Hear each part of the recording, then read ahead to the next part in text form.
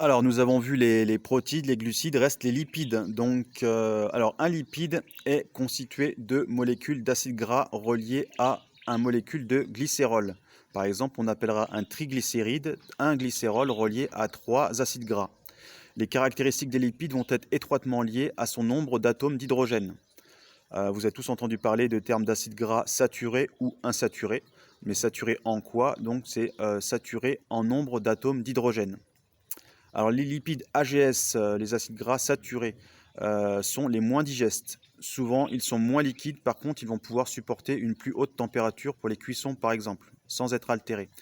Les meilleurs acides gras saturés, il nous en faut un petit peu, mais souvent on fait des excès. Ce qui nous manque, c'est les acides gras insaturés. Donc les meilleurs, donc je vous conseille pour les cuissons à haute température, l'huile de coco ou beurre de coco, ou soit le beurre clarifié qu'on appelle aussi ghee, G-H-E-E. Et ça suffit juste pour les cuissons, ça suffit amplement pour notre apport journalier en AGS. Le reste de votre consommation doit être des AGI, des acides gras insaturés. De nos jours, c'est plutôt l'inverse. On est carencé en acides gras insaturés, en AGI, et saturé, c'est le cas de le dire, en AGS, en acides gras saturés. Alors, les lipides AGI insaturés supportent beaucoup moins la chaleur, sont plus fragiles et s'altèrent plus vite. Ils rancissent. Elles sont plus liquides, plus digestes et se consomment souvent crues. Elles contiennent beaucoup plus de vitamines, de minéraux. Et le truc, c'est comme elles sont plus fragiles, elles ont tendance à plus s'altérer par rancissement, par exemple, qui est une oxydation de l'huile qui change ses propriétés lors de l'exposition à la chaleur, à la lumière, entre autres. Donc les AGI rancissent plus vite, mais sont aussi gages de qualité de l'huile.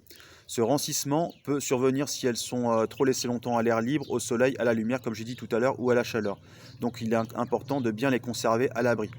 Ces huiles AGI proviennent souvent d'oléagineux, donc de fruits secs, pressés. Ces fruits secs pressés sont très bonnes pour l'organisme et se consomment souvent à froid et cru. 1 à 2 bouchons le matin au lever, c'est le top, quoi.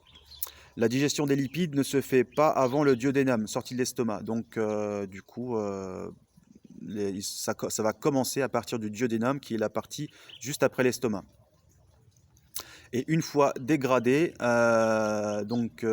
nos enzymes ont découpé et séparé nos acides gras de nos glycérols. L'assimilation va se faire différemment. Si les particules élémentaires de glucides et de protides sont assimilées dans le système sanguin, les particules élémentaires lipidiques vont être assimilées via notre système lymphatique et du coup ne passeront pas par le foie.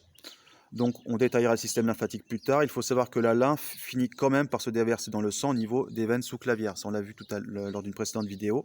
C'est un cheminement qui est plus lent, à sens unique, qui n'est pas un circuit comme le système sanguin en 8. Là, c'est vraiment du coup un sens unique avec des capillaires lymphatiques qui vont aller partout dans l'organisme et qui vont remonter jusqu'à se déverser dans nos veines sous-clavières. Donc un cheminement plus lent. Donc si on considère que les glucides sont le carburant énergétique, on peut considérer que les lipides sont comme le stockage d'énergie utilisé lorsque les besoins énergétiques demandés dépassent l'apport en glucides.